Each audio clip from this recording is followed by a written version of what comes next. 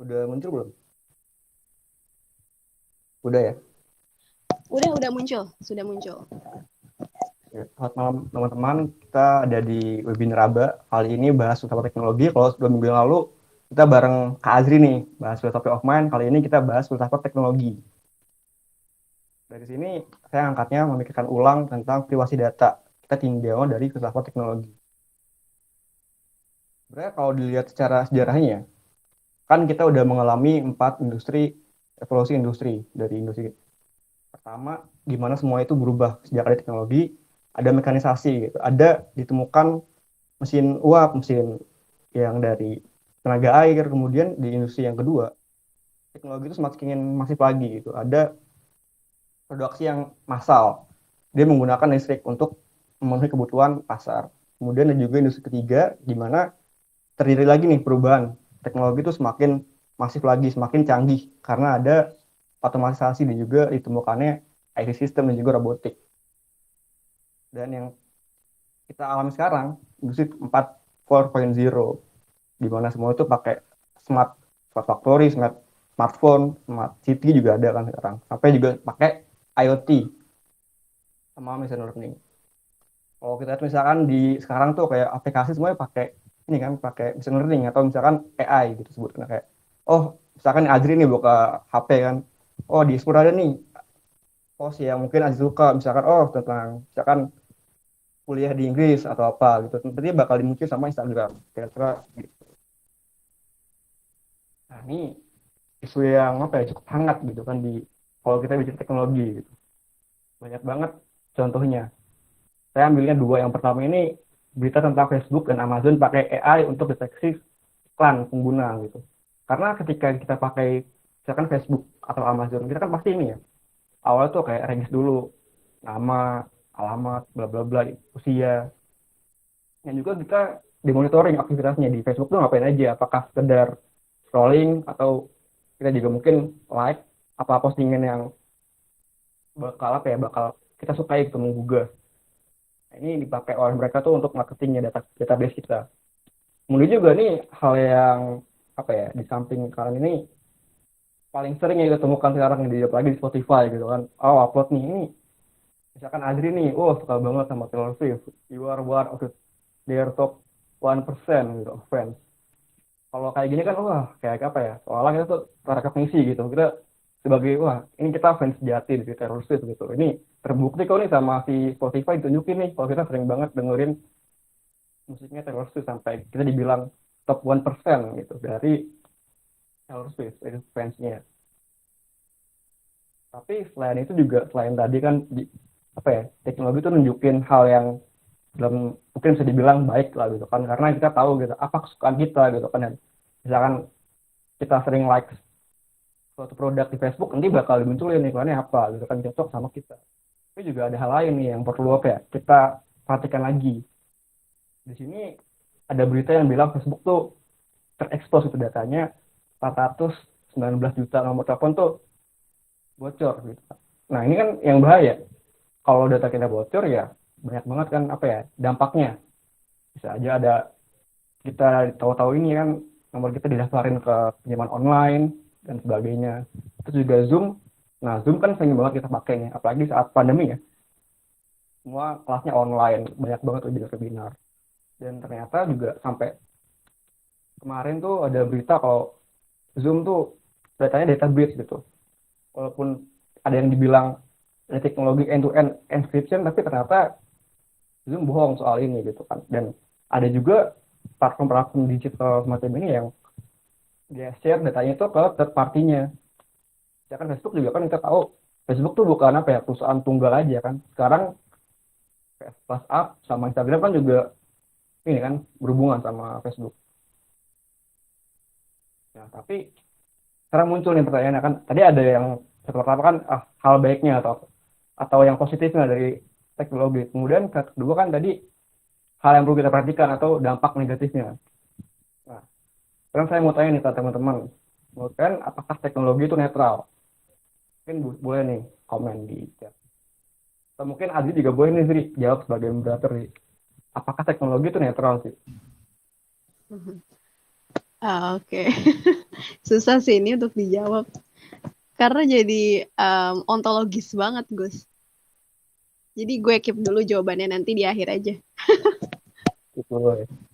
Ya, Mungkin boleh teman-teman juga teman-teman boleh yang nih. mau jawab. Ya, silakan teman-teman yang mau jawab boleh netral atau enggak gitu. Apakah Mungkin teknologi bisa itu bebas dijelasin nilai Gus. atau sebenarnya Nah, ya netralnya tuh gimana sih maksudnya? Mungkin ada yang bingung netralnya tuh gimana ya? ya mungkin mereka tuh kayak dalam arti teknologi gitu ya bebas nilai gitu dalam arti ya, perkembangan kayak misalkan kita bikin robot itu kan untuk ya sekedar membantu manusia aja gitu nggak ada hal yang bikin kayak itu merusak manusia atau mungkin itu mengubah cara pandang manusia atau kebalikannya nih mungkin teman-teman ada yang mikir kalau teknologi itu ini banget pasti nggak netral lah gitu kan teknologi tuh bikin orang jadi jahat gitu kan karena oh sekarang tuh ada hacker gitu misalkan itu kan atau mungkin data-datanya kan lebih mudah gitu apalagi harus semakin canggih teknologi tuh orang mungkin kejahatannya semakin meningkat kira-kira gitu sih gimana nih kalau dari teman-teman. Ada yang jawab enggak, teknologi dibuat untuk kepentingan tertentu dari Kamar Selino Pratama. Oke, jawabannya enggak. Ada lagi mungkin yang mau menjawab juga, netral nggak sih teknologi itu? Oke, kita keep. Oh, ternyata mungkin boleh dilanjut dulu, Gus. Mungkin lagi pada mikir, Clear. memosisikan diri. Mungkin lagi mikir ya. Oke. Iya, iya. Berat jawabannya kan dua kan antara netral dan neutral kan. Kalau yang netral mungkin dia menganggap teknologi itu sebagai ini dari sebagai instrumentalism ya teknologi ya sebatas ini aja antara kita untuk melakukan sebuah sesuatu kan alat aja misalkan ya pakai HP ya udah pakai HP tapi kendalinya masih di kita gitu kita yang punya kuasa atas apa yang kita lakukan dengan HP itu tapi ada juga yang determinism so, determinism itu gimana teknologi itu sebenarnya nggak netral gitu kita seolah-olah tuh kita yang punya kuasa gitu misalkan dengan handphone kita bisa kuasa menggunakan apa aja termasuk apa aja tapi sebenarnya kita yang dikontrol dan di balik pembuatan misalkan teknologi itu ada kepentingan tertentu seperti misalkan yang Mas bilang tadi gitu kan. Nah, mungkin untuk lebih lengkapnya kita bahas ya. Pertama kita mulai dari filsafat teknologi Martin Heidegger. Heidegger ini adalah filsuf Jerman yang awal itu dia ngebahas tentang eksistensi. Dan kemudian juga pakai fenomenologi untuk membahas filsafat teknologi. Pertama dia ngebedain teknologi itu beda sama esensi teknologi. Teknologi itu mungkin kita bisa terjemahinnya sebagai sarana atau hal yang berhubungan dengan aktivitas manusia. Tapi esensi itu beda. Nggak bisa disamakan. Mungkin teknologi ya dibilangnya alat, tapi esensi itu apa itu esensi gitu kan. Esensi itu bertanya tentang what the thing is. Gitu kan. Kita bahasnya secara ontologisnya. Kita abstraksiin dari teknologi itu secara keseluruhan itu apa sebenarnya gitu kan. Heidegger bilang kalau esensi dari teknologi itu mode of being-nya atau penyebakan. Karena dari teknologi itu kita bisa mengenal diri kita sendiri juga. Tapi ntar di sisi lain juga bakal dibilang dia itu bisa memburamkan gitu. Dan ini masih berkaitan sama metafisika eksistensialismenya, di mana dia tuh mempertanyakan ada. Jadi titik berangkat Heidegger ini tetap awal itu dimulai dari metafisika eksistensialismenya. Dan tentang ada, bagaimana kita mengada di dunia ini. Ada kan adanya itu secara metafisika ya, bukan ontologi yang ada hierarkinya, tapi yang metafisika. Dia juga kenalin beberapa term, misalkan di word Bernhard, gimana itu artinya ketemparan.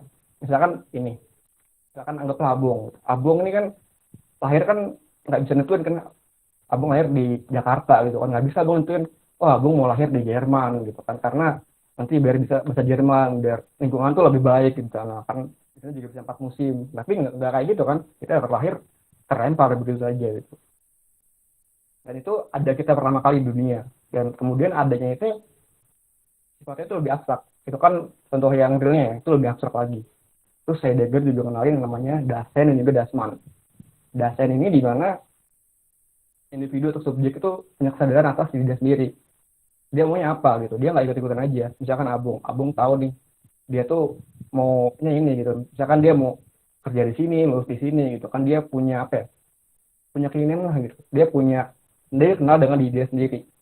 Beda dengan Dasman. Di mana dia ini subjeknya hanya ikut-ikutan saja gitu. Misalkan oh ada orang di jalan nih ada kecelakaan gitu. Kita orang-orang rame nih ngumpul. Kita juga ikut nonton gitu. itu Gassman tuh apa ya, ikut-ikutan aja gitu. Kalau kita bandingin sama Nietzsche, nah itu mirip. Kalau Nietzsche kan dibilang ada metafetes tuan atau budak, nah itu semacam ini.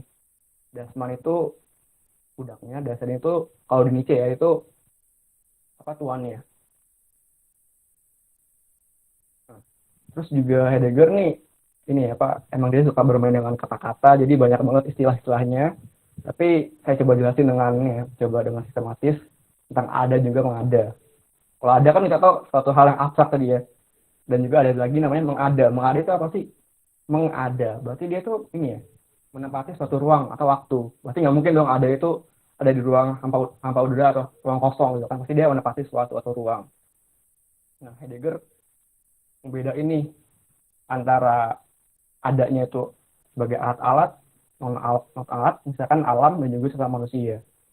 Kalau yang alat itu namanya Zwandenes. Itu cara mengadanya itu untuk suatu, misalkan palu. Palu kita gunain untuk apa? Untuk ini kan, untuk palu palu kaku gitu. Nah, itu pasti kayak alat itu pasti ada tujuannya. Dia kenapa digunakan gitu. Atau kenapa alat itu diciptakan. Dan sikap dasar sehari-harinya itu untuk mengurus atau menangani. Misalkan ya palu, misalkan Azri nih mau apa? Mau masang foto gitu kan harus pakai palu dulu untuk ditakuk ke tembok baru bisa pajang figurannya. Ya, begitu. Kemudian juga ada istilahnya benda-benda non alat. Dinamain sama Heidegger itu cara mengadanya Vorhandenes. Dia itu sifatnya tersedia atau terdampar begitu saja di alam. Misalnya rumput, batu, itu kan bukan untuk sesuatu ya, emang ada begitu saja di alam.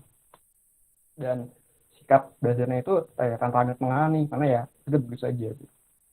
Kemudian ada juga sesama manusia atau orang lain.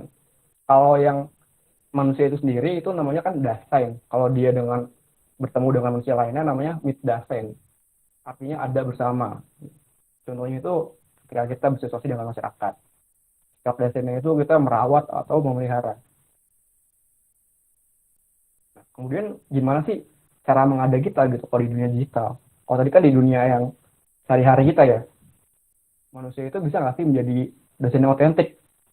Karena dia kayak tahu akan dirinya sendiri gitu, nggak ikut-ikutan aja. Misalkan ada tren yang viral, dia nggak ikut-ikutan aja gitu. Tapi dia tahu apakah ini emang cocok dengan dirinya atau enggak.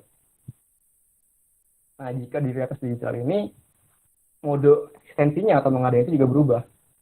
Kalau kita telusuri dari kata-kata kan, Dasein itu kan dari in the world chain. Dia itu ada being yang being in the world. Ada yang menghuni dunia.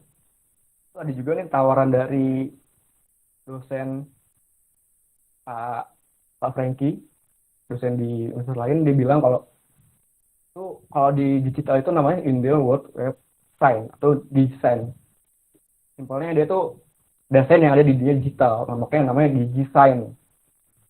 Nah, kemudian ada tantangan baru nih, ketika dunia digital kan nih apa mengumpulkan data kita diprosesasi oleh algoritma. Misalnya kita bermain handphone, saya sebagai subjek dan HP itu sebagai objeknya, itu kan ada relasi ya. Nih di sini masuk kriminologinya.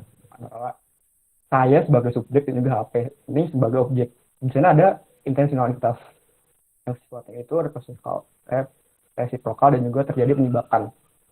Saya ini berusaha memahami bagaimana itu HP itu saya itu seperti apa gitu. Dan juga HP ini juga menyikapkan dirinya itu kan, di dalamnya itu ada aletheia. Kalau dibilang Heidegger atau kebenaran yang hakiki yang sejati. Menjadi otentik itu sebenarnya mungkin, tapi itu bisa terjadi bila kita memahami diri dalam mengambil keputusan eksistensial. Misalnya balik lagi nih, contohnya Spotify gitu. Misalnya, oh setelah tahu nih, selama setahun, saya putar musiknya apa aja di Spotify gitu. Ternyata top genre saya itu rock gitu. Kedua, neo psychedelic dan sebagainya. Terus juga di samping kanan itu siapa aja nih saya yang top artis yang paling saya denger atau top songnya gitu. Ada One Walker, Chainsmokers. Terus berapa lama saya dengerin musik gitu. Ternyata lama juga ya, 340 menit. Dan top genre-nya adalah pop.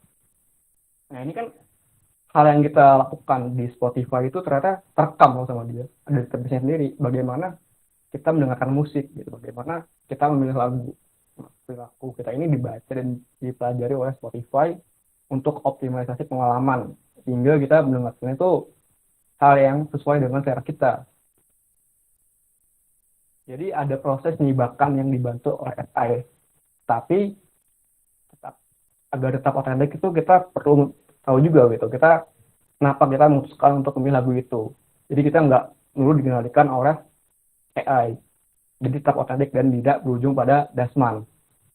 Misalkan saya habis putar lagu Armogor, tahu kan sama Spotify diarahin nih, oh ini lagu yang bagus harus dengerin nih, ada bla bla bla bla gitu kan. Itu kan kok jadi makin lama kok makin enggak ini gitu kan. Tapi kita juga kayak harus sebagai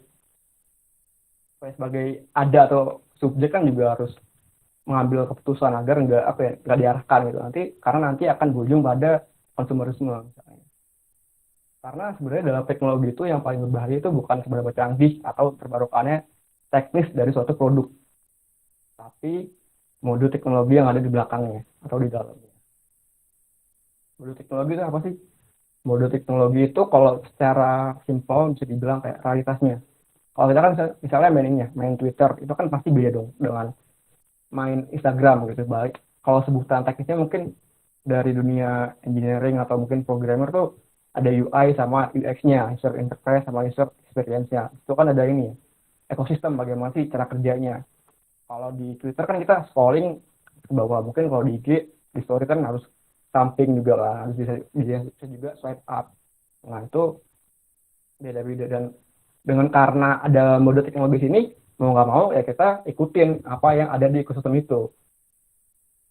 Nah bagi Heidegger ini yang membahayakan karena seolah-olah kita sebagai raja gitu kita punya akses punya kuasa untuk segalanya kita yang pegang kendali terhadap teknologi itu. Tetapi siapa yang sangka gitu kalau sebenarnya itu yang terjadi sebaliknya di mana kita yang menjadi budak atas digitalisasi.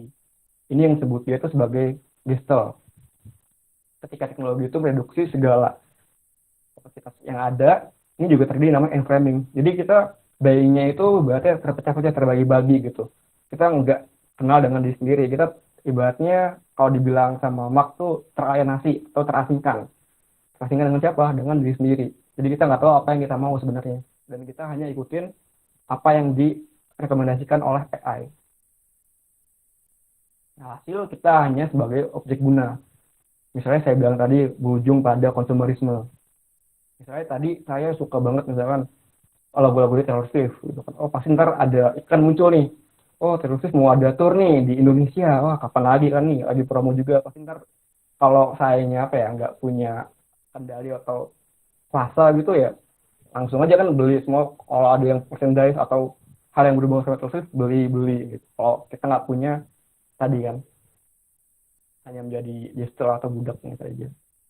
Maka itu Heidegger bilang teknologi itu sebenarnya bisa menyibak siapa kita gitu kan dengan di teknologi itu, tapi sekaligus juga mengaburkan eksistensi kita.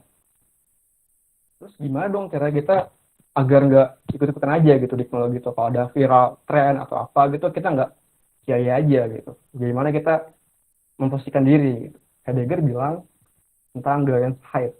Ini semacam obat dari paparan enframing yang dikibatkan oleh mode teknologis dalam suatu platform.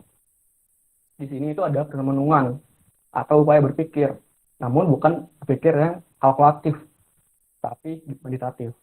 Maksudnya bukan yang kalkulatif itu karena kalau kita berpikir kalkulatif ya nggak jauh dong dengan AI gitu. AI kan udah cuma manusia gitu kan, dia udah lebih jago lagi masalah teknis, masalah coding, masalah kalkulasi data apa macamnya. Tapi kita butuhnya itu berpikir yang meditatif, kita berefleksi gitu, mempertanyakan diri sendiri apakah kita butuh ini gitu. Kita berjarak lah dengan teknologi sendiri. Hal ini membuat kita bisa melampaui sistemasi itu dan membuka cakrawala dan sensibilitas kita terhadap realitas yang terjadi. Selain itu dibilang juga perlu penjarakan ya bukan penjarakan sehingga membuat kita mampu melihat teknologi itu secara lebih jernih. Nah, ini juga sebenarnya bukan tentang Heidegger tapi berkaitan dengan Heidegger yaitu kasus dari pemikirannya Hannah Arendt. Problem AI itu sebenarnya mirip dengan kasus Eichmann. Siapa itu Eichmann? Eichmann ini salah satu tugas di Nazi. Dia waktu itu selamat dari kejadian kan waktu itu diburu kan di Nazi itu diburu di Jerman, tapi dia dia kabur ke Argentina tahun 1960. Orang-orang Israel yang masih apa ya, orang Yahudi Israel yang masih hidup itu dia coba cari tahu nih siapa operasi, dia melakukan operasi intelijen gitu kemana kaburnya Aiman, dan akhirnya ketemu di tahun 1961 ada di Argentina. Dan akhirnya waktu itu dikasih pilihan mau mati di tempat atau ikutin pengadilan gitu, ikutin pengadilan yang internasional. Nah akhirnya dia dibawa, dia milihnya pengadilan, akhirnya dibawa di Israel. Waktu itu sempat disebutin juga di bukunya Hannah Arendt, Aiman in Jerusalem. Dia bilang kalau sebenarnya Aiman tuh, dia bilang dia nggak merasa bersalah bunuh semua orang itu, bunuh semua orang Yahudi. Dia bilang kalau ini ya ini perintah aja, saya hanya bawa-bawanya aja gitu. Ada lagi saya ada Hitler, ada lagi jenderal-jenderal, letnan, saya itu ya hanya tugas di bawahnya gitu. Saya nggak mau nggak mau ya hanya ikutin perintahnya aja. Saya nggak bisa berbuat apa-apa. Dan di sini juga Aiman tuh nggak merasa bersalah gitu kan. Dan di sini dibahas sama Aran, dia bilang kalau misalnya orang tuh melakukan kejahatan paling kalau nggak dendam, motifnya tuh paling atau nggak ingin apa ya, menyalurkan hasratnya, kepuasan gitu. Dia senang gitu melakukan kejahatan gitu. Ada sesuatu hal, tapi kalau dilihat di Aiman ini beda gitu. Dia apa ya, hanya ikut ikut aja gitu, nggak mencoba untuk berpikir bagaimana sih seharusnya dia, apakah hanya ikut perintah aja gitu atau gimana gitu. Nah, ini makanya yang dibilang kenapa sih bisa kita apa ya, katakan ini tuh mirip dengan AI gitu. AI kan ada juga yang bilang AI itu ibarat tuh seperti anak kecil yang menghap semuanya gitu. Dia anak kecil misalkan usia 5 tahun kan, dia penasaran dengan semuanya kan, dia pengen menghap semua itu, bisa ini bisa itu, ada kayak gitu. Makanya si Arne ini nawarin yang nggak jauh beda sama Heidegger. Dia bilangnya jangan lupa juga untuk kita itu untuk thinking dan juga judging. Dunia thinking ya kita kita nggak hanya obeying the rules gitu kan, kita juga harus mikir ini sebenarnya dampaknya gimana. Dan setelah kita thinking, kita ada juga namanya judging. Setelah kita tahu gitu apa yang terjadi, kita juga bisa judging, menentukan gitu apakah ini baik atau buruk. Itu yang penting dari Hannah Arendt dan berkaitan dengan Heidegger. Lalu ada juga nih yang lebih, kalau tadi kan lebih ke AI atau datanya, kalau ini lebih ke privacy-nya. Kita bahas tentang surveillance. Kalau secara etimologi, sur artinya above, dan juga surveillance ya bahasa Prancis, surveiller itu artinya mengamati gitu. Bisa dibilang surveillance itu pengamatan dari atas atau pengamatan dari mereka yang punya kuasa atas suatu. Mungkin ada juga teman-teman yang udah pernah dengar tentang panopticon. Ini dari Jeremy Bentham ya. Awalnya kan namanya kan peasant panopticon.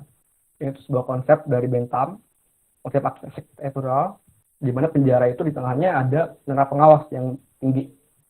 Di sini ini ada menara pengawasnya. Terus di sini itu ada tahanannya yang melingkar. Gedungnya itu melingkar, dan setiap tahanan itu dia nggak bisa melihat ke atas, atau dia nggak tahu di dalam sini tuh sebenarnya ada nggak sih yang ngawasin gitu kan. Tapi dia merasa tahanan itu selalu diawasin gitu karena dia di tengah gitu. Dan juga ada juga yang bentuknya tuh ada senternya gitu. Jadi tiap tahanan tuh yang mikir, mau lolos sama kabur gimana caranya nih, si pengawasnya ngeliat apa enggak gitu kan, dia pasti itu kan mikir kayak gitu. Tapi setelah di center kan dia ya misbehavior itu kan jadi takut lagi gitu, tuh normalkan gitu kan, biar dia tuh tingkahnya itu enggak begitu. Jadi itu ibaratnya tuh kalau Foucault dikembangin sama Foucault tuh upaya pendisiplinan. Nah, masuk ke Foucault ini, Foucault bilang kalau kita itu bukan lagi sebuah bangunan, tapi metafora. Itu konsep yang abstrak tentang institusi dan juga masyarakat. Ini dapat diterapkan di institusi kayak sekolah, pemerintah, atau rumah sakit. Misalnya kan ini kita ada di sekolah ya. Sekolah kan ada aturan sendiri kan, datang jam 7, pulang misalkan jam 2 gitu kan. Pakainya juga nggak boleh bebas. Ada seragamnya. Hari Senin pakai ini, Selasa pakai ini, Rabu pakai ini. Dan juga di situ kan ada sistem nilai dan juga normanya ya.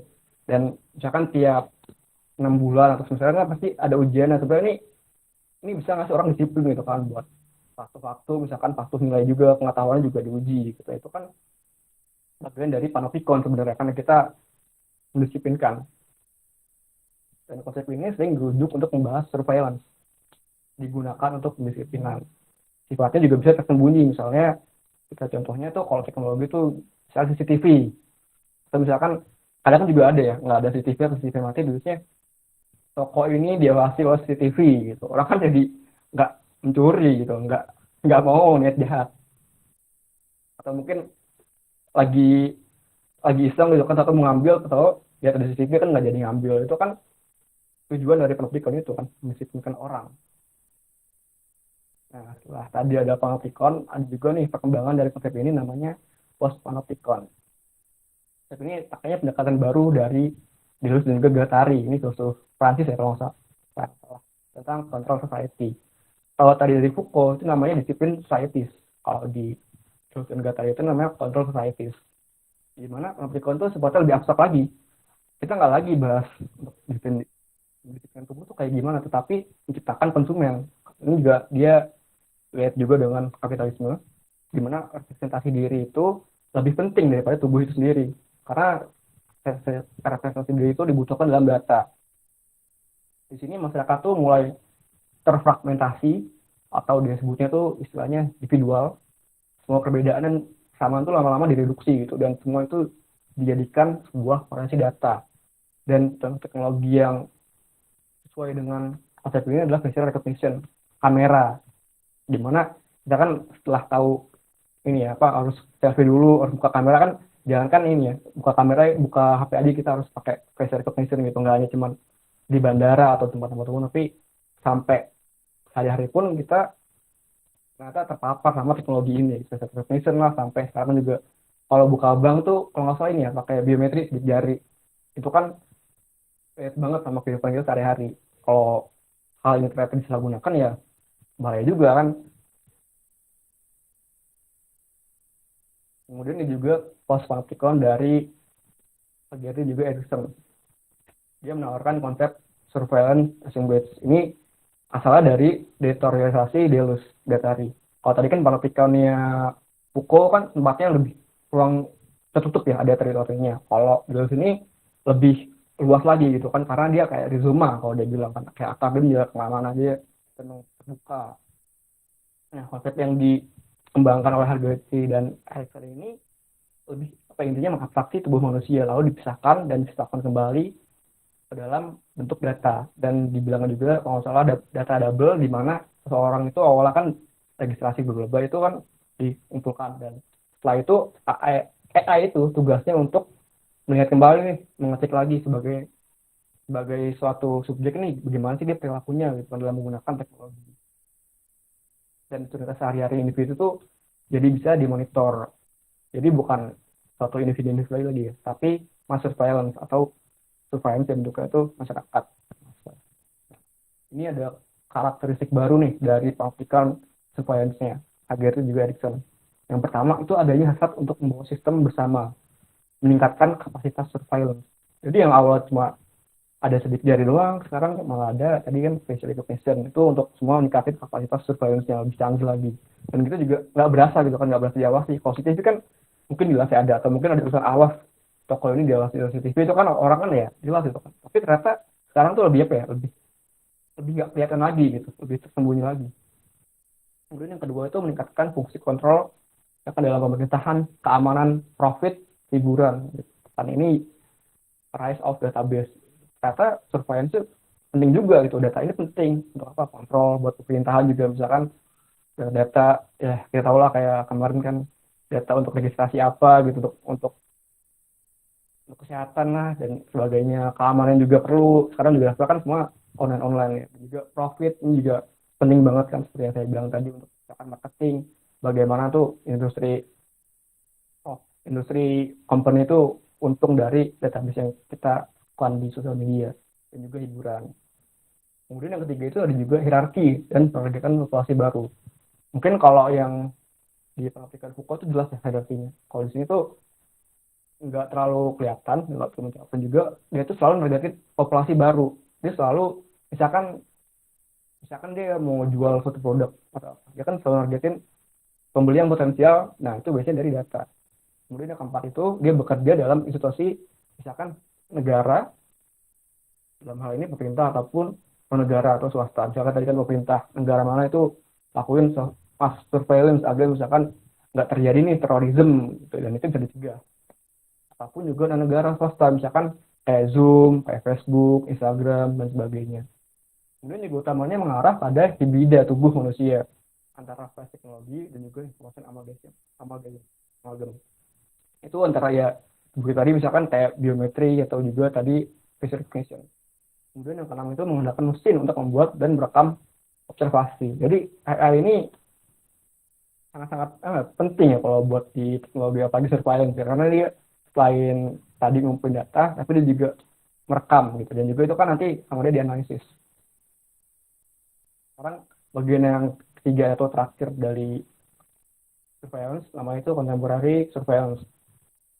Sebenarnya konsep ini tuh nggak menambah pendekatan baru, tapi dia yang menguatkan terhadap teori yang sudah ada. Tetapi perkembangan itu semakin luas perkembangannya. Sifatnya itu lebih fokus pada user centric perspective. Surveillance itu berubah, jadi lebih soft, nggak kayak tadi lagi kan yang Foucault kayak kelihatan gitu norma-normanya atau misalkan tubuh. Terus juga ada namanya data science, di mana ini juga berhubungan dengan komputasi dan informasi. Lalu juga ada yang menarik nih waktu tentang surveillance ini. Waktu itu jadi ada suatu agen rahasia namanya Snowden. Dia itu US National Security Agency. Dia itu agen dari ini ya, dari NSA ini untuk membahas misalkan untuk intelijen atau menyadap misalkan masyarakat gitu. Ternyata dia nemuin banyak banget hal yang sebenarnya tuh udah melampaui wewenang. Nah, makanya dia tuh mencoba untuk berbalik arah gitu, nggak mau ikut lagi sama si NSA-nya itu. Dan dalihnya ini kenapa sih kita harus melakukan mass surveillance gitu? Dalihnya itu mereka itu di Amerika itu terutama dibilang counter terrorism, karena waktu itu setelah ada tragedi 9/11 itu ada pula surveillance. Ini beda dengan surveillance ya. Kalau surveillance kan dari atas gitu, dia punya hierarki. Kalau ini kebalikannya. Sus itu artinya bawah. Surveillance itu pengamatan. Jadi pengamatan dari bawah. Dia nggak ada hierarki. Ini bisa dilakukan oleh siapa? Oleh masyarakat. Kita bisa gunakan ini misalkan untuk sensi atau watchback terhadap mereka yang mengamati kita. Misalnya, mungkin kalau kalian tahu waktu itu ada ini ya, berita dari narasi TV itu tentang demo kalau nggak salah yang halte bis kebakar, atau mungkin waktu itu pernah ngebahas tentang isu-isu waktu itu di Cina gitu. Dia ngelihatnya dari CCTV yang ada. Nah itu CCTV-nya itu ternyata seperti itu open source atau bisa terbuka, siapa aja bisa aksesnya. Nah dari open source itu diolah sama dia sehingga dia bisa melakukan surveillance atau pengamatan balik gitu terhadap surveillance yang ada. Nah ini contohnya. Surveillance juga dipakai misalkan untuk COVID contact tracker, dan juga ini Snowden dia karena dia ada tindakan dia yang berbalik arah gitu melawan NSA yang ternyata itu terlalu berlebihan terlalu masif atau eksesif dalam menggunakan powernya untuk surveillance. Dia akhirnya melawan si NSA itu dan keluar gitu kan, karena bukan hanya kalau nggak salah bukan hanya masyarakat biasa aja yang disadap nomornya, tapi juga kayak pejabat-pejabat tinggi itu juga disadap nomornya. Nah dari semua ini kita bisa ambil kesimpulan bahwa sebenarnya teknologi itu di sisi membantu manusia untuk menyibak potensi dirinya, tapi juga sekaligus menggunakannya yang saya bilang tadi. Kemudian data juga menjadi dalam tanda kutip mata uang yang sangat berharga dan digunakan untuk kepentingan apa saja, bisa surveillance untuk kebutuhan negara atau tadi perusahaan untuk profitnya atau mungkin keamanan. Dan hal yang juga menjadi penting adalah kendali atau proteksi terhadap privasi ini menjadi hal yang sangat penting untuk diperhatikan. Terima kasih. Kembali ke Ajri. Oke, thank you, bagus. Keren banget sih, kayak pas pas gue lihat lagi tuh, maksudnya gue dengerin lagi penjelasannya tadi soal filsafat teknologi yang selama ini kayak jujur kan nggak pernah ngambil kelas filsafat teknologi, terus kalinya dengerin kayak ini tuh udah mewakili banget sih Gus. Kayak dari eksistensialisme dapat. Terus tadi gue juga nangkep dari moral, ethics juga dapat, karena kan kita ngomongin netralitas ya, netralitas atau tidak netral dari teknologi. Terus kita juga ngomongin epistemologinya itu kayak semua nyangkut sih. Nah, mungkin di sini udah ada yang mau nanya. Yang mau bertanya silakan boleh angkat tangannya, boleh raise hand atau boleh langsung buka kameranya atau buka mikrofonnya. Boleh di chat juga nggak apa-apa kalau emang misal lagi nggak memungkinkan untuk buka kamera. Dan kalau kita lihat ternyata oke, sudah ada yang bertanya dari Kak Idrus Wintama. Boleh langsung aku bacain ya, Gus. Jadi di sini dia nanya, melihat berbagai konsep seperti panopticon dan surveillance, apakah hal ini menjadi manusia semakin kehilangan aspek free will dalam dirinya? Maaf kalau pertanyaannya agak keranah metafisika. That's okay. Gimana tuh Gus? Jadi di sini hubungannya dengan aspek free will gitu dalam konsep tentang panopticon dan surveillance. Boleh mau langsung dijawab Gus? Boleh langsung jawab aja dia. Mungkin nanti setelah jawab juga ada pertanyaan yang ya, Oke. untuk sama gitu. Ya, silakan bagus. Ya, terima kasih dari Idrus Wintama ya. Menarik banget karena apakah konsep panopticon dan juga surveillance ini menjadikan manusia kehilangan aspek free will-nya. Sebenarnya tujuan utama dari panopticon ini kan ini ya, apa? Fungsinya fungsi kontrol biar manusia tuh disiplin kalau kata Foucault kan, biar nggak aneh-aneh gitu, nggak macam-macam. Misalkan kita taruh misalkan CCTV di supermarket, terus tulisannya misalkan awas toko ini dipasang CCTV gitu. Itu kan membuat manusia tuh seolah ini ya, seolah di objektifikasi gitu. Manusia tuh nggak boleh ini, nggak boleh itu gitu kan. Itu berhubungan juga, benar kalau kata Idris bilang, itu berhubungan juga sama free will. Dan itu kan apa ya, buat kebebasan kita tuh, kebebasan kita di apa ya, kebebasan kita kan ada kebebasan yang individu sama kebebasan yang sosial ya. Dan itu kebebasan kita di individu itu seolah-olah di apa ya, di opresi atau di represi. Seolah kita tuh kalau berbuat sesuatu tuh diawasi tuh kita mau berbuat jahatnya gitu, padahal kita nggak juga gitu kan. Padahal ya mungkin kita pengen melakukan sesuatu, tapi karena ada CCTV atau apa atau diawas kan, jadinya kan apa yang nggak tersalurkan gitu. Padahal nggak melulu apa yang kita lakukan itu jahat gitu kan. Tapi karena panoptikan ini fungsinya untuk mengontrol, untuk mendisiplinkan, jadi seperti itu gitu. Dan juga sebenarnya free will tuh ini juga ya, apa, kebebasan. Kalau misalkan kalau dari itu kan, kebebasan tuh pasti ada ini juga lah, nggak juga apa ya, nggak total bebas gitu kan, pasti juga ada batasannya gitu kan. Dan di batasan ini kalau dipanoptikan tuh benar-benar apa ya, benar-benar objektif gitu sih kalau saya lihat ya. Sebenarnya kan ada juga yang bilang, filsuf tuh, kalau kebebasan itu ya nggak apa-apa asal jangan bertabrakan dengan orang lain, atau mungkin ada juga yang bilang kalau nggak salah, jangan sampai kebebasan yang kita lakukan itu mengganggu kebebasan orang lain. Kira-kira gitu. Terjawab nggak? Atau mungkin ada lagi misalnya? Oke, makasih bagus jawabannya. Untuk Idrus kalau misalnya belum terjawab nanti boleh di chat lagi atau mau langsung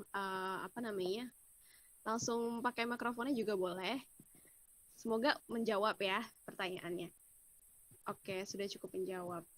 Tapi menarik banget sih Gus. Mungkin gue agak nyinggung dikit tadi yang ditanyain sama Idrus ya. Soal free will itu kan berarti ada nih ya hubungan antara teknologi dengan moral, udah pasti. Nah, terus gimana tuh Gus dengan tadi kan pertanyaannya adalah apakah teknologi moral? Nah, kemudian ketika nanti dihubungkan dengan apakah teknologi itu netral? Nanti kalau dihubungkan dengan moral itu seperti apa gitu? Apakah teknologi artinya tidak lagi netral ketika misalnya kita membicarakan soal baik dan buruk gitu?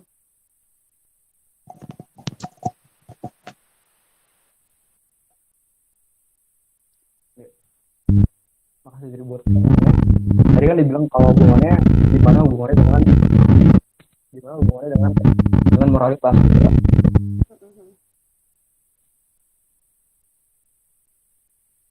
Iya.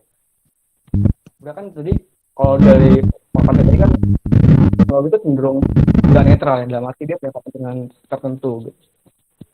Berarti dia tuh determinism. Sebenarnya gini, kalau dibilang kayak netral kan berarti kalau nggak salah waktu itu ada juga orang bilang, kok di Amerika tuh bilang kalau guns don't kill people, people kill people. Itu kalau itu bilang teknologi itu netral gitu. Sebenarnya ya kita nggak, teknologi itu nggak punya apa-apa gitu yang punya kuasa gitu kan. Tapi sebenarnya kan enggak gitu kan. Kita itu juga berhubungan sama moralitas. Kembali lagi misalkan tadi yang saya contohin tuh dari Eichmann gitu kan.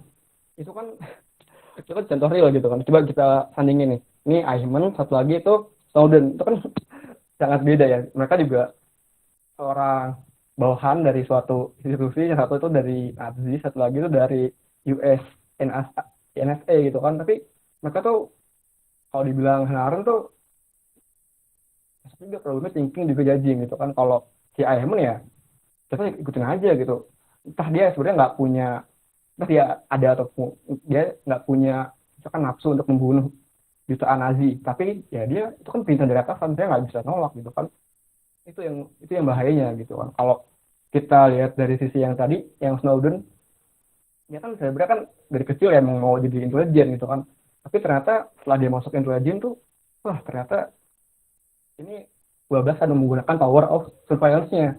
Ini yang apa ya digugat gitu oleh presiden dia, ini nggak benar gitu, makanya dia berusaha untuk melawan balik dan dia sebarin gitu. Sebenarnya tuh oh ini US NSA atau agen intelijen Amerika atau negara manapun tuh melakukan ini loh surveillance massal gitu kan. Makanya tadi juga ada fotonya kan, sebenarnya tuh orang-orang berterima kasih banget nih sama Snowden karena dia mau berpihak pada kita gitu, untuk tahu sebenarnya tuh ada bahaya yang mengintai kita nggak tahu gitu kan, nggak ada sadari sebenarnya tuh kita tuh semua diintai gitu, disadap.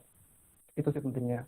Dan kalau ini terus dibiarkan gitu ya, kayak kalau ada yang bilang oh teknologi sama orang tuh ya beda gitu kan, kita maksudnya ciptakan sesuatu, kita kan inginnya progres itu kan ya, manusia inginlah yang lebih canggih, lebih taktis, lebih efisien dalam melakukan sesuatu. Tapi kalau kita nggak memikirkan misalkan moralitasnya, ya ini semakin baiknya semakin nanti ada di depan mata gitu kan. Nanti juga misalkan berhubungan ke lingkungan lah, ke sosial dan lain-lain.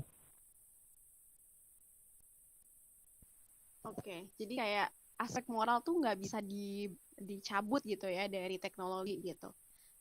Ya oke, berarti emang permasalahan teknologi ketika kita bawa ke dalam filsafat itu udah bukan sekedar alat yang kita gunakan sehari-hari, tapi ada esensi dari teknologi itu sendiri. Oke, mungkin dari teman-teman ada yang mau bertanya lagi ke Bagus soal ini privacy data khususnya ya dalam filsafat teknologi. Silakan kalau misalnya ada yang mau tanya, boleh banget. Kita masih ada waktu kok, masih cukup waktu untuk bertanya. Beberapa pertanyaan lagi, silakan. Oke. Atau mungkin ada yang susah ya akses internetnya. Iya sih, ini lagi ini banget sih. Lagi jelek banget juga sinyalnya, tapi nggak apa-apa. Oke, kalau misalnya belum ada pertanyaan, mungkin kayak Azri masih mau nanya lagi, Gus. Mungkin sekalian kita memantik juga ya. Tadi kan ngebahas soal moral udah tuh. Ini tuh sebenarnya masih relate sih sebenarnya sama moral, cuma mungkin lebih ke permasalahan personalnya individunya gitu. Kalau misalnya kita lihat kan di WhatsApp tuh suka ada kan encrypted message gitu ya. Jadi yang benar-benar kayak gak ada orang yang bakal tahu gitu. Kita tuh chattingan sama siapa gitu kan, isi chatnya tuh apa gitu kan. Jadi seolah-olah kayak si WhatsApp ini tuh memberikan keyakinan kepada kita bahwa data kita tuh aman gitu, percakapan kita dengan orang lain itu aman kan. Nah, tapi di sini tuh yang menarik buat gue ya Gus, kayak masa sih gitu kan, kita kan udah menyerahkan sebagian data kita gitu, setidaknya sebagian diri kita melalui data itu udah terberikan ke sosial gitu, ke sosial media yang namanya sosial, berarti udah bukan privasi lagi dong, udah menjadi milik publik gitu. Nah, apakah di sini berarti si WhatsApp inilah contohnya sudah mengkikis gitu eksistensi kita, itu gimana tuh Gus tanggapannya? Complicated sih, tapi menarik banget, penasaran banget sih gue gitu. Jadi tadi yang gue tangkap pertanyaan dua gitu ya. Yang pertama tuh sebenarnya ini bukan konsepsi atau enggak. Yang kedua tuh ini mengikuti kita atau enggak. Benar gitu ya. Iya. Ya.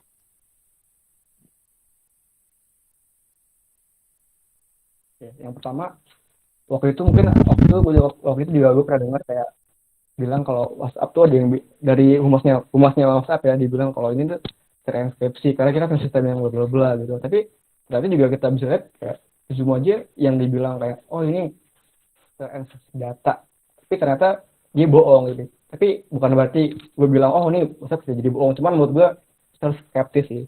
Dan menurut gue gini ya, mungkin gue bisa kutip satu quotes menarik dari film, mungkin temen tahu Social Dilemma tentang teknologi.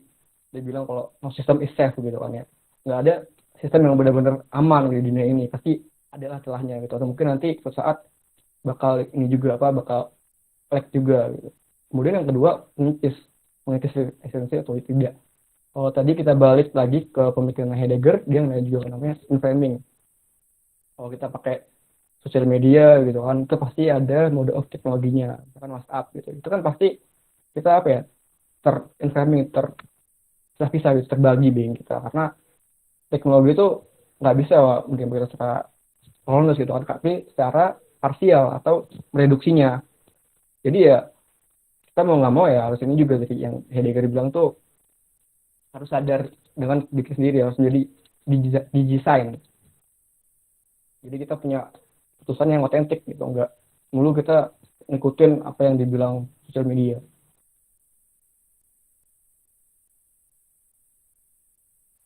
Oke, berarti balik lagi ke eksistensialismenya Heidegger ya. Emang eksistensialismenya Heidegger tuh cukup menjawab sih permasalahan eksistensi, apalagi di soal privacy data ya dalam filsafat teknologi. Soalnya ketika kita misalnya udah menyerahkan sebagian data-data kita, entah itu masalah yang tadi udah disebut masalah kesehatan terus akhirnya bocor, itu kan balik lagi gimana caranya kita tetap bisa otentik adalah dengan menyadari bahwa pertama berarti mungkin kita bisa menyadari resikonya kali ya. Resiko ketika kita menyerahkan data kita ke media gitu, sosial media khususnya, itu berarti kita juga harus tarik ulur gitu. Maksud dalam arti kita tetap penjarak tadi yang udah dibilang bagus juga, penjarakan terhadap sosial media atau teknologi lainnya itu yang penting gitu. Jadi nggak seolah-olah ya udah deh gue serahin aja semua data-data gue kan aman ini. Jadi kayak gue nggak usah berbuat apa-apa. Sebenarnya itu salah juga kan ya, bukan sesuatu yang tepat gitu. Jadi kayak kita bakal kehilangan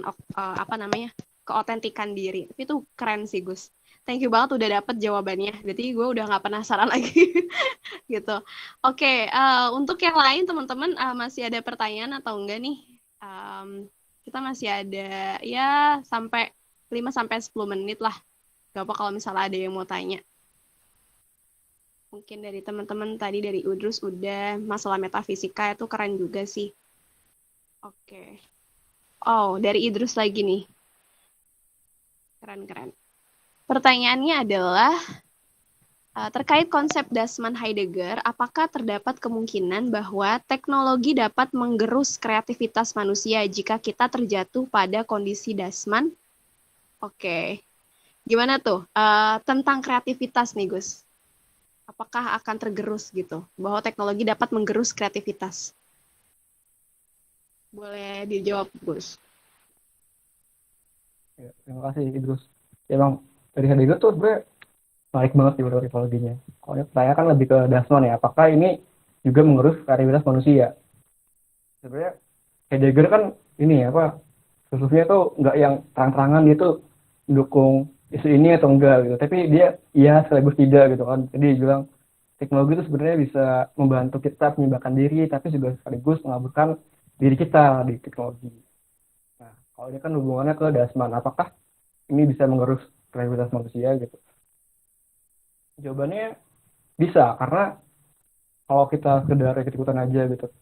Misalkan sekarang tuh waktu itu juga pernah kan trennya, misalkan apa ya, tren waktu itu dalgona cafe gitu kan, semua orang ikut gitu bikin dalgona, capek-capek ngaduk-ngaduknya itu kan, ya kita ikut-ikutan aja Dasman. Tapi kenapa kita nggak coba misalkan kita bikin bangunlah tren lain gitu, hal yang kreatif gitu, misalkan apa ya kan, challenge-nya keren kopi, kita bikinlah challenge misalkan bikin teh atau apa gitu kan, nggak malu kita harus ikutin teknologi. Tapi emang sih kayak kita juga nggak bisa, ini udah nggak bisa apa ya, nggak bisa begitu aja kayak oh kita nggak mau nih ikut tren gitu kan. Tapi juga kita harus, kita tahu tren, cuman kita nggak harus mesti ikut juga gitu. Kita harus sadar kenapa sih kita apa ya, apa urgensinya atau kenapa kita penting untuk mengikuti tren itu, dan juga kita harus tahu juga apa resiko di baliknya gitu. Tetap kita harus menjadi hal yang otentik. dan tidak berarti juga kita tidak apa ya, tidak boleh ya ikut, misalkan ya boleh aja kalau mau ikut tren gitu kan.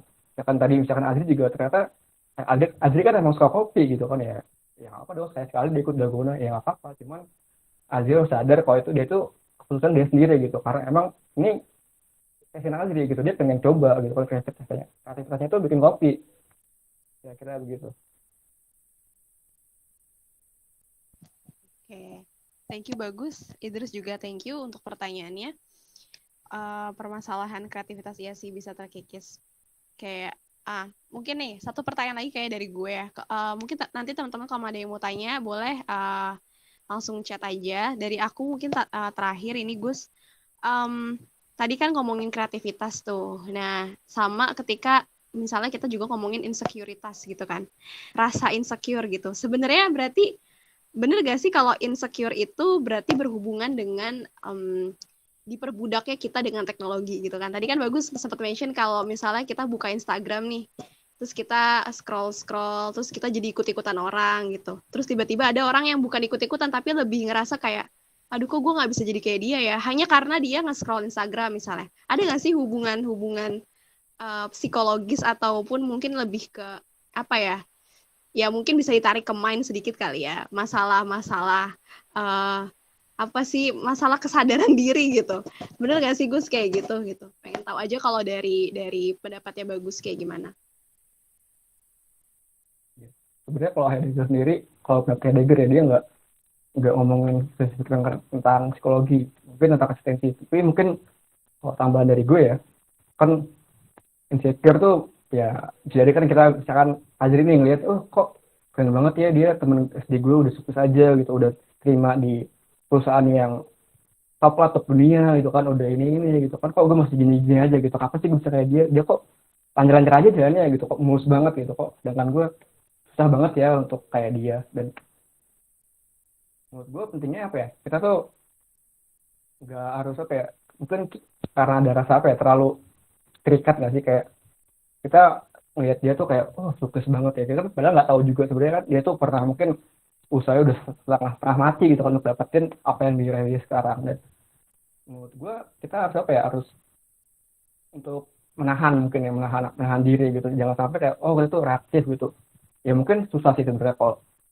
kalau diterapinya, cuman janganlah gitu kan kita selalu apa ya, mengaitkan diri kita dengan orang lain, jangan jangan selalu dibanding-bandingin gitu. Mungkin ya karena kan timeline hidup orang kan beda-beda kan ya, mungkin ada orang yang misalkan sukses di usia 20 tapi kan ada juga kayak Jika Rowling usianya 40 tahun, atau mungkin Colin Sanders dia kan baru pensi di umur 60 tahun gitu.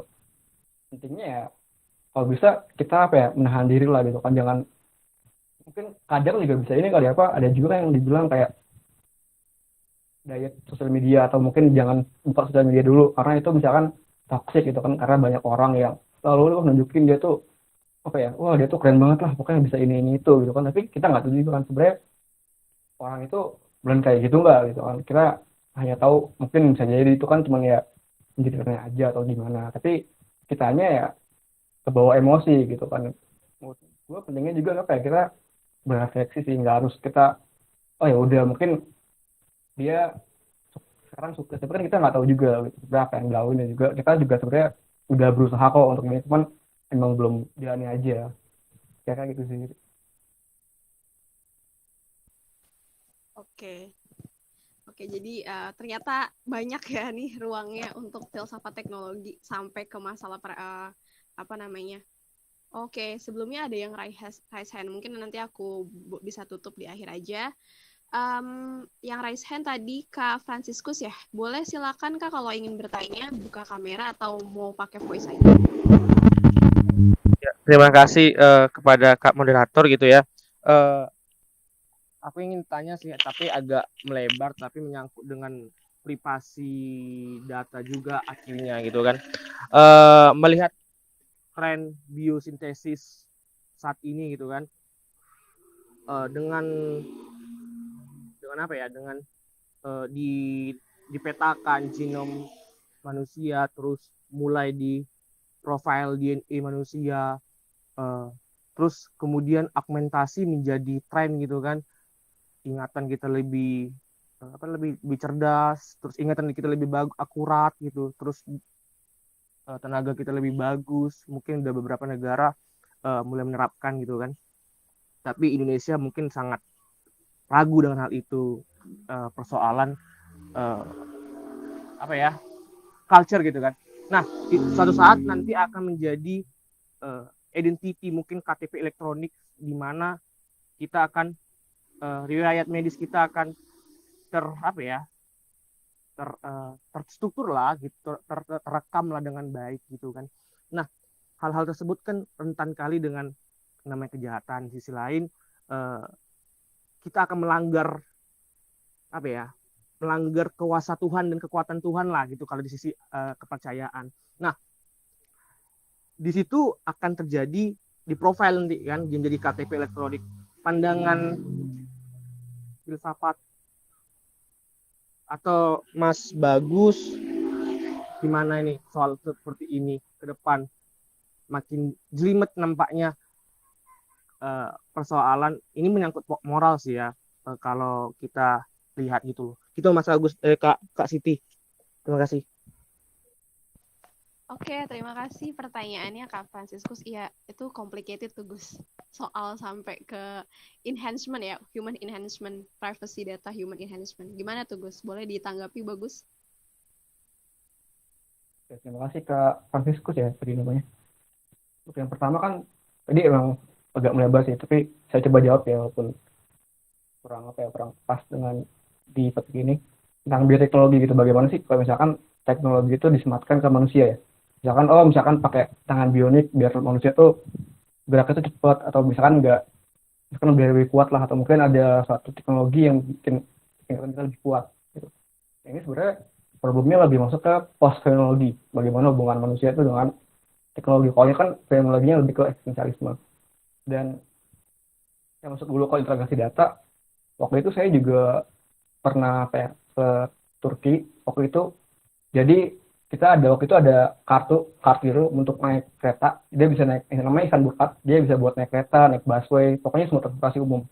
Dan sekarang kan corona ya, kita harus tahu dong siapa sih yang positif atau negatif. Nah itu di kartu itu kalau nggak salah dimasukin nih Skodu kita, namanya Skodu, gimana sih kesehatan kita gitu, gimana kita tuh sebenarnya positif apa enggak gitu. Kalau kalau ternyata kita positif, itu diblokir artinya, jadi kita nggak bisa naik transportasi umum, kita nggak bisa mana, nggak bisa naik kereta, nggak bisa naik busway.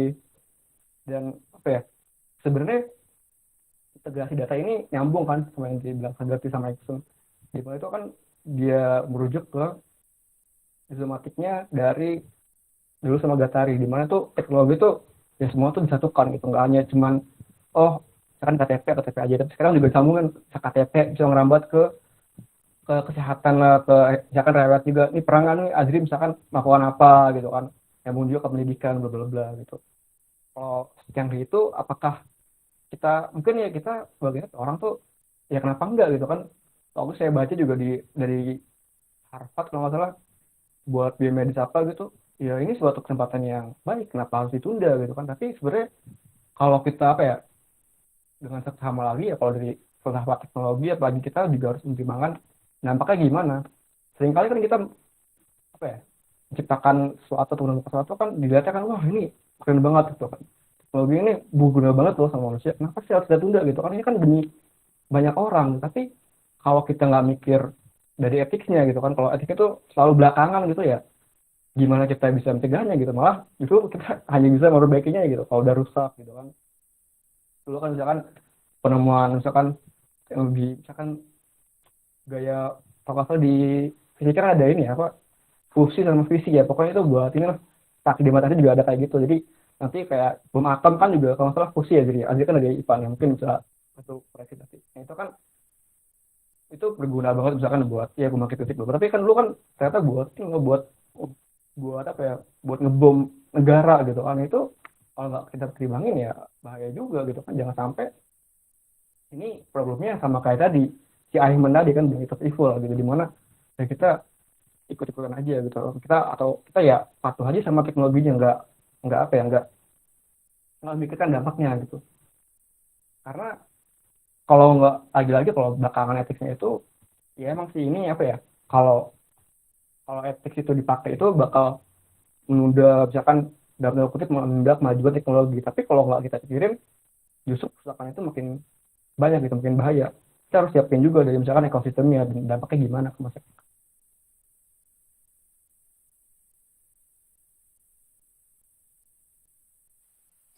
Oke, berarti memang filsafat teknologi, pokoknya semua cabang filsafat itu pada akhirnya memang saling berhubungan. Jadi nggak ada yang bisa dipisahin satu sama lain ya. Misal kita lagi bahas filsafat teknologi, ya udah kita fokus ke teknologi aja kalau gitu. Ternyata nggak bisa ya. Kita juga harus lihat dari filsafat moralnya, atau bahkan dari philosophy of mind, atau mungkin kita bisa lihat juga dari filsafat manusia. Jadi kayak semua branch itu yang ada di filsafat akan nyatu gitu. Apapun yang akan kita bahas gitu ya, kurang lebih. Jadi kalau nggak salah Kak Franciscus raise hand lagi. Ada yang mau ditanyain lagi? Atau sudah cukup? Oh, sekarang Kak Karina yang. Berarti Kak Franciscus semoga sudah terjawab ya pertanyaannya. Boleh Kak Karina silakan bertanya. Kalau mau buka videonya silakan. Ya, halo. Oke, ya. Ini sebelumnya aku awam banget nih sama yang namanya filsafat. Ini baru pertama kali aku datang dan menarik banget acaranya. Tapi aku mau nanya sih satu, ini pertanyaan orang awam ya. Sebenarnya kan kalau misalnya kita gunain sosial media, kan ada yang namanya kontrol diri ya. Sebenarnya kalau di filsafat itu ada kayak teori nggak sih yang menjelaskan kenapa sih kok kontrol setiap orang ini bisa beda gitu loh. Kayak gitu sih. Ya sih, itu aja. Makasih. Iya, terima kasih kembali Kak. Berarti kaitannya mungkin dengan filsafat teknologi kali ya. Ketika misal tadi yang udah gue bilang, Gus, yang tadi gue tanyain juga, mungkin misalnya sebagai contoh kontrol diri ketika kita pakai teknologi itu gimana? Kenapa bisa beda-beda setiap orang gitu? Mungkin bisa dijelasin, bagus. Sebenarnya kontrol diri kan ini ya, mungkin dibilang kayak kenapa sih orang bisa beda-beda gitu kan ya. Karena mungkin dari in general kan kita datang dari misalkan terbelakang yang beda, dari sejarah yang beda, mungkin dari ras beda. Itu kan mungkin juga itu ada pengaruh kan, dan juga mungkin paparan teknologi juga beda gitu. Tapi kalau dari filsafatnya sendiri sebenarnya nggak bahas apa ya spesifik dengan itu sih, kontrol diri manusia itu kenapa beda-beda gitu. Tapi lebih secara apa ya, secara abstraksinya, dia abstraksinya dari hal yang general itu ya sebenarnya kan, karena itu kan tadi manusia itu kalau ada kerumunan misalkan kayak Heidegger bilang tuh ya dia ikut-ikutan aja gitu, karena dia apa ya, mungkin nggak tahu gitu dia maunya apa, jadi ya dia mau nggak mau ya ikut-ikutan aja gitu. Dia nggak punya pilihan, dia nggak tahu dia pilihan apa aja yang tersedia, atau mungkin sebenarnya dia nggak tahu pilihan apa aja yang dia mau gitu, dia ikut-ikutan aja. Dan ini yang bikin apa ya, nggak otentik. Dan kontrol diri itu sebenarnya lebih kayak ini sih, kalau di filsafat tuh lebih ke thinkingnya sih, thinking dan juga refleksi, bagaimana kita pikirin lagi ya gitu kan. Jangan sampai kalau kita nggak wise gitu kan dalam paket teknologi ya, khawatirnya bukan hanya kita tergerus gitu kan, bisa jadi kita terancam juga. Apalagi sekarang ini kan apa, bukan cuma ini ya, bukan ekspresi dulu, tapi juga ngaruh misalkan ke hukum. Takutnya kan kena UU ITE atau gimana kalau kita misalkan bertindak yang bla bla bla gitu kan, ada partikel juga gitu. Artinya kontrol diri juga dari refleksi kita gitu. Jangan sampai kita ya bebasar gitu main sosial media gitu, nggak punya apa ya, nggak punya rem lah gitu istilahnya, nggak punya refleksi untuk berjarak untuk berpikir sebenarnya apa sih yang harusnya kita lakuin di sosial media. Itu yang jarang sih orang-orang tuh ya pakai sosial media tapi nggak mikir gitu ke depannya gimana gitu.